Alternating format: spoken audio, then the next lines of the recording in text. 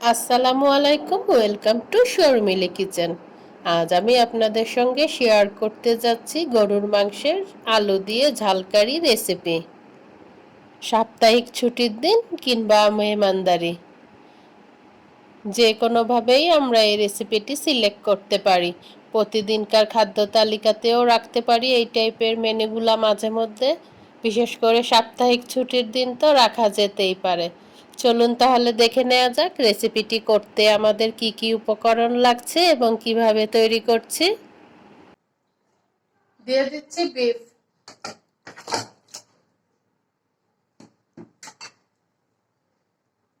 পেঁয়াজ কুচি, এলাচি, দারচিনি, লং, তেজপাতা,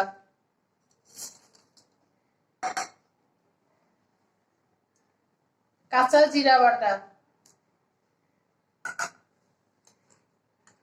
আদা রসুন বাটা,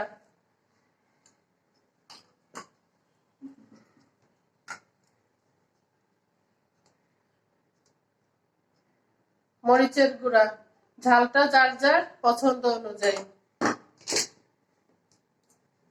আমি একটু ঝাল ঝাল করে রান্না করব বিফটা। হলুদের গুঁড়া, ধনের গুঁড়া, হাতের সাহায্যে খুব ভালোভাবে মেখে নেব। সয়াবিন তেল,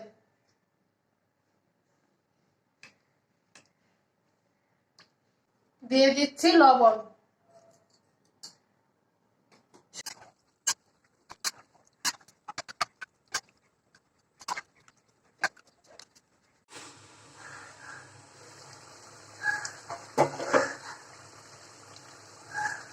মাংসটা ভালো করে কষিয়ে নেওয়া হয়ে গিয়েছে আমার। এখন আলু দিয়ে দেব, আলু দিয়ে বাকিটা কষাবো।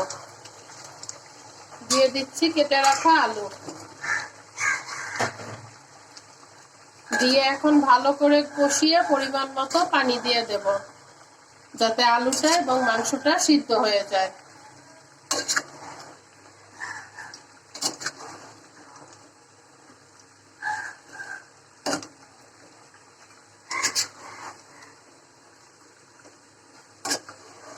লবণটা অবশ্যই চেক করে নেব এবং ঝালটা যে যেমন খেতে পছন্দ করি সেই অনুযায়ী ঝালটা দেব। আলু দিয়ে এখন ভালো করে কষিয়ে পরিমাণ মতো পানি দেব, যাতে আলু এবং মাংস দুটাই সিদ্ধ হয়ে যায়।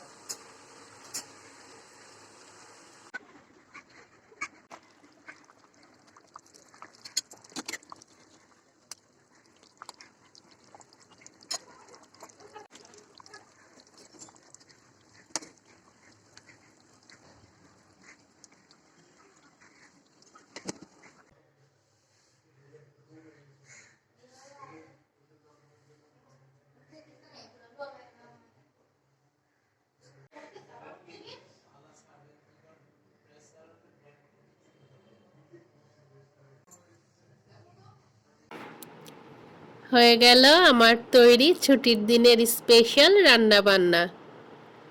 খুবই সহজভাবে এবং ঘরে থাকা উপকরণ দিয়ে আমি রান্নাটি করেছি। এরকম সহজ সহজ রান্নার রেসিপি পেতে চাইলে আমার চ্যানেলটিকে সাবস্ক্রাইব করে রাখতে পারেন।